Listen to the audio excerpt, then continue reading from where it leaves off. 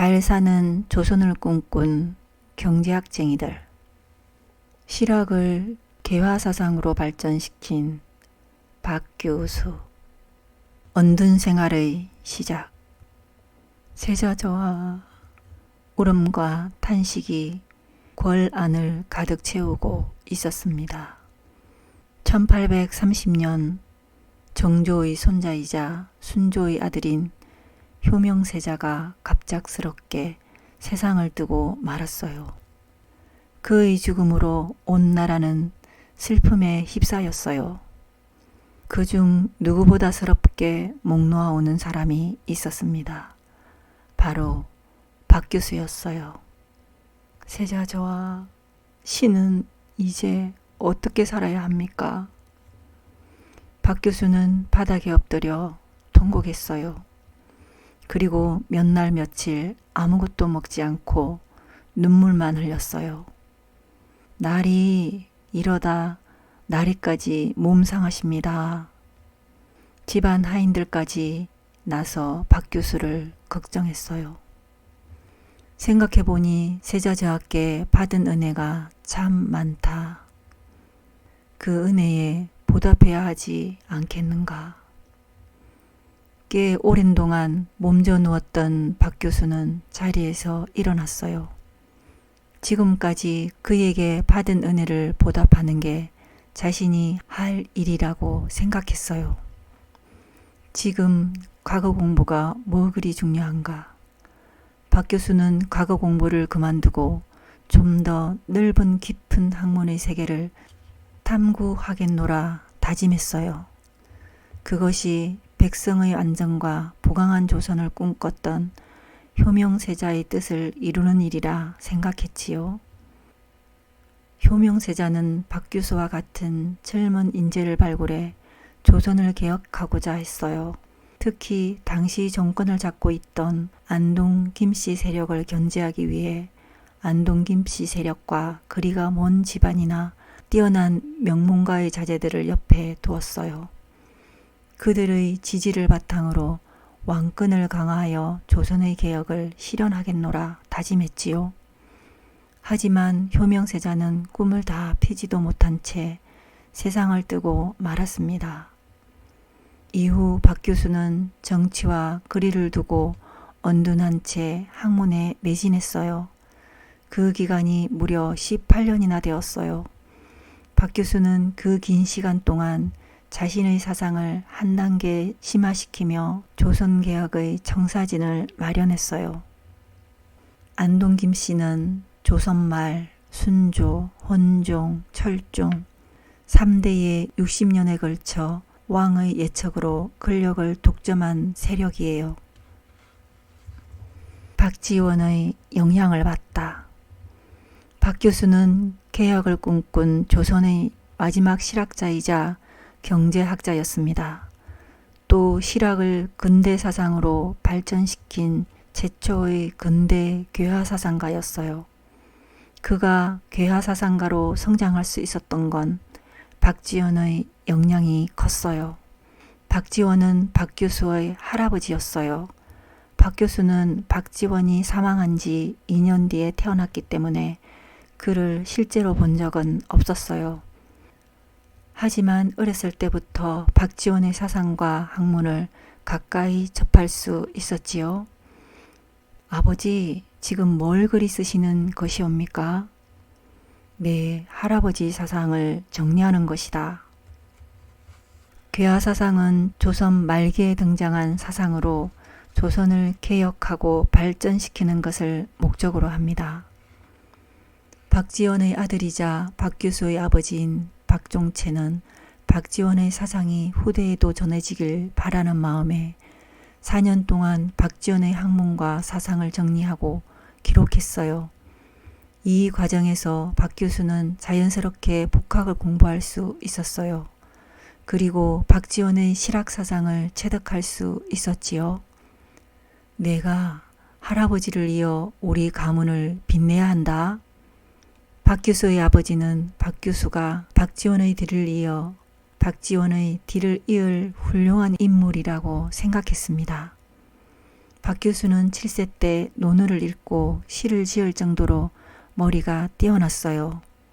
15세부터는 학식이 깊은 성리학자들과 교류하며 토론을 했고 21세 때는 효명세자에게 주역을 가르쳤어요. 내가 박지원의 손자이니 그의 글을 모두 정리한 연암집을 만들어 보거라. 네, 그리하겠사옵니다. 효명세자의 명령으로 연암집을 만든 박 교수는 개혁 의지를 가진 효명세자와 국사를 논하며 조선의 변화를 꿈꾸었어요. 그에게 효명세자는 좋은 친구이자 뜻을 같이 한 학문적 동지였습니다. 박 교수는 조선에 필요한 것은 실학의 정신이라고 생각했어요. 이상에 머무는 성리학이 아니라 실제 생활에 이로움을 주는 실학의 정신, 그것이야말로 백성을 안정시킬 수 있는 길이라 믿었어요. 내가 나아갈 길은 오직 이용후생과 부국 강병뿐이다. 박 교수는 18년간 언둔 생활을 하며 복학파 이외에도 천문학자 등 다양한 실학자들과 교류하였습니다. 불안한 조선의 상황. 박 교수가 언둔 생활을 하던 그 시기 조선은 매우 혼란스러웠습니다. 1834년 순조가 승하하면서 효명세자의 아들 헌종이 8세의 나이로 왕위에 올랐어요. 그러자 순원 왕후가 어린 헌종 대신 수렴청정을 하며 권력을 잡았어요. 안동 김씨의 세력 또한 하늘을 찌르고 있었지요. 안동 김씨 때문에 아주 못살 것이오. 조용히 혀. 누가 들으면 어쩌려고. 날아가는 새도 떨어뜨리는 안동 김씨들 아니오. 그자들이 수탈만 안 했어도 우리가 이렇게 굶지는 않았을 것 아니어요. 안동 김씨가 나라 곳곳에서 백성을 착취하자 그들의 불만은 날로 높아만 갔습니다. 그와 동시에 조선의 해안가에는 종종 서양배들이 출몰하기 시작했어요. 조선은 그들의 출현이 반갑지 않았어요. 나라 안팎으로 민심이 동요하고 불안한 기운이 감돌았지요. 자주적으로 나라를 지키려면 힘을 길러야 해. 박 교수는 1848년 42세 때 과거에 급제하면서 처음 관직에 올랐습니다. 그리고 조선전도 동요도를 제작해 국방을 강화하는 방법을 고민하였고 부안 현감을 지낼 때는 천체에 관심을 가지며 별을 관찰하기도 했어요. 이는 훗날 지구본인 지세의와 천문도인 평온의를 제작하는 기틀이 되었어요. 18년간 연구하며 쌓아온 그의 학문 실력은 관직에 나오며 빛을 발하기 시작했습니다. 이때만 해도 박 교수는 할아버지가 주장한 대로 청나라의 발전된 기술을 본받아 조선을 개혁해야 한다고 생각했어요. 하지만 이런 생각은 그리 오래가지 않았어요. 영국과 프랑스 연합군의 침략을 받은 청나라 황제가 열하로 피난을 가는 사건이 발생한 것이었어요. 열하로 이문사를 보내시오. 조선 정부는 청나라로 이문사를 파견하기로 했어요. 이때 박 교수가 이문사의 부사로 임명되면서 청나라 길에 오르게 되었지요. 할아버지가 다녀오셨던 곳, 드디어 나도 열하에 가게 되는구나. 박 교수는 설레는 마음으로 청나라로 향했어요. 북학파에서 개화사상가로. 이게 정녕 청나라란 말인가? 청나라에 도착한 박 교수의 표정은 좋지 않았습니다. 할아버지가 쓴 열하일기에는 열하일기에 등장하는 발전되고 세련된 청나라의 모습은 보이지 않았어요. 그저 혼란스럽고 어수선한 모습뿐이었지요. 이는 당시 청나라의 정세와 무관하지 않았어요. 박지원, 박제가 등 당대 북학파의 핵심 인물이 활동하던 시기에 청나라는 초강대국이었어요. 때문에 북학파들은 강대국인 청나라의 선진 문물과 과학기술을 받아들여 조선을 부강하게 만들자고 주장했어요. 하지만 그로부터 80여 년이 지난 1861년 박규수가 처음 청나라에 방문했을 당시 청나라는 서구 열강의 침략으로 쇠퇴하고 있었습니다. 북학파들이 감탄하고 감동했던 그 모습은 간대없고 막 지고 있는 해처럼 조금씩 몰락하고 있었어요. 이제 예전의 청나라가 아니다. 그저 이빨 빠진 호랑이일 뿐 더 이상 청나라를 본받을 이유가 없다. 박규수는 절대 무너질 것 같지 않았던 청나라의 몰락에 적잖이 충격을 받았어요. 그리고 청나라를 무너뜨린 서양 열강에 관심을 갖기 시작했어요. 서양의 과학기술이 청나라의 것보다 훨씬 더 발달하지 않았는가. 그들 학문이야말로 실생활에 필요한 이로운 학문이다. 청나라가 아니라 서양의 문물을 받아들여야 해. 그는 서구 열강의 과학기술이 청나라의 과학기술보다 훨씬 우월하다는 사실을 알게 되었어요. 때문에 청나라에서 벗어나 일본을 포함한 서구 열강들과 통상을 해야 한다고 주장했어요. 조선 스스로가 강대국인 서양 열강과 무역을 하고 교류해야만 경제적으로도 군사적으로도 강해질 수 있다고 믿었어요. 미국과 수교를 해야 해. 미국은 현재 지구상에서 가장 부유한 나라 아닌가. 그들이 자꾸 배를 타고 조선을 침략하는 것도 우리와 교류하고 싶어서야. 우리가 미리 그들에게 손을 내밀고 수교를 한다면 전쟁과 고립은 막을 수 있어. 박 교수는 서구 열강이 발전한 것은 다른 나라들과 교류하고 무역하기 때문이라고 생각했습니다. 또 그들이 배를 타고 조선을 기웃거리는 것도 통상무역을 하기 위해서라 생각했어요. 때문에 우리가 먼저 열린 자세를 갖고 그들을 받아들인다면 전쟁 방지는 물론 엄청난 경제적 이익을 얻을 수 있다고 판단했어요. 신분 차별을 타파하라. 조선 후기 중상학파들의 신념과도 같았던 북학은 이로써 조금씩 변화의 길을 맞이하고 있었습니다. 박 교수는 북학을 한 단계 끌어올려 괴화 사상으로 나아가는데 큰 역할을 했어요. 이 지구의를 좀 보거라.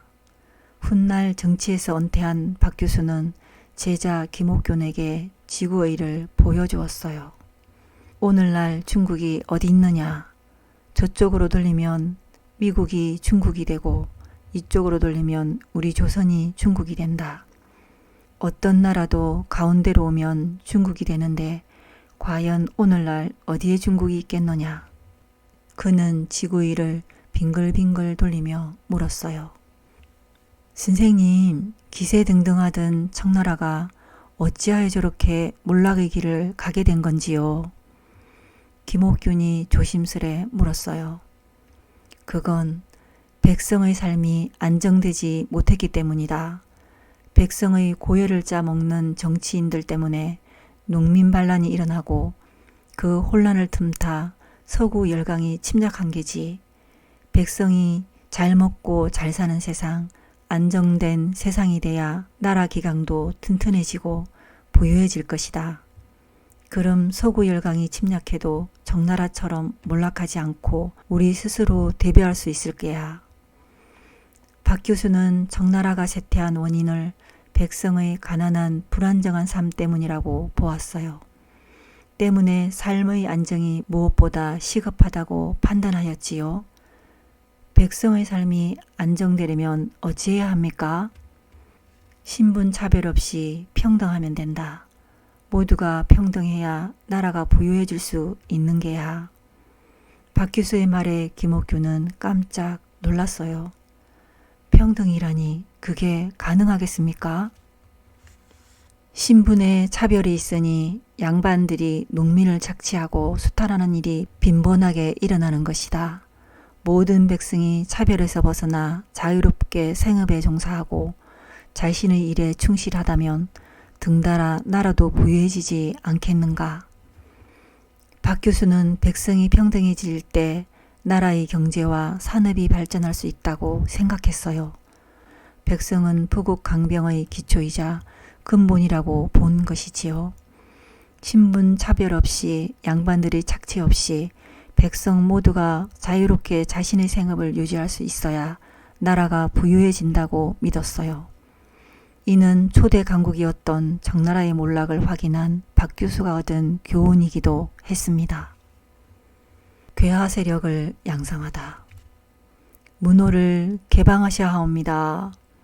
그들과 통상무역을 해야 전쟁과 고립을 막을 수 있사옵니다. 또한 발전된 문물을 받아들여 조선 발전에 앞장서야 하옵니다. 박 교수는 정권을 잡은 흥선대원군에게 거듭 문호를 개방할 것을 간청했어요. 시끄럽다. 개방하는 것은 결국 나라를 팔아먹는 일. 절대 문호 개방은 안 돼. 당시 흥선대원군은 쇄국 정책을 강화하고 있었습니다. 그는 조선을 찾아오는 서양의 여러 나라를 거부했어요. 조선의 유교 문화와 어울리지 않는 천주교의 확산, 또 기세등등하던 청나라의 굴복을 보면서 서양 세계에 두려움을 느끼기 시작했지요. 때문에 문호 개방은 절대 안 된다고 마음을 굳히게 되었어요. 더 이상 내가 조정에 있을 이유가 없구나. 벼슬 자리에서 물러나 내 뜻을 펼쳐야겠다. 박 교수는 정치에서 벗어나기로 결심했습니다. 그리고 자신이 직접 개화 세력을 길러야겠다고 생각했어요. 빠르게 변화하는 세계 정세에 맞춰 자주적으로 근대화를 준비하겠다고 다짐했지요. 이후 김옥균과 박영호, 김윤식, 서광범, 홍영식 등 괴화파 청년을 양성했어요. 그들에게 서양의 선진 문물과 제도, 국세 정세 등 개화 사상에 대해 많은 것을 가르쳤지요. 이들이 훗날 조선을 근대 국가로 만들기 위해 일으킨 정치혁명, 갑심정변을 일으킨 주역들이 됩니다. 박 교수의 실학 사상이 근대적인 자주독립국가로서의 조선을 꿈꾸던 개화 사상으로 발전했기에 가능한 일이었어요. 우리가 개화 사상을 알고 개혁을 꿈꾸게 된 것은 박 교수 집 사랑방에서였다. 박영효.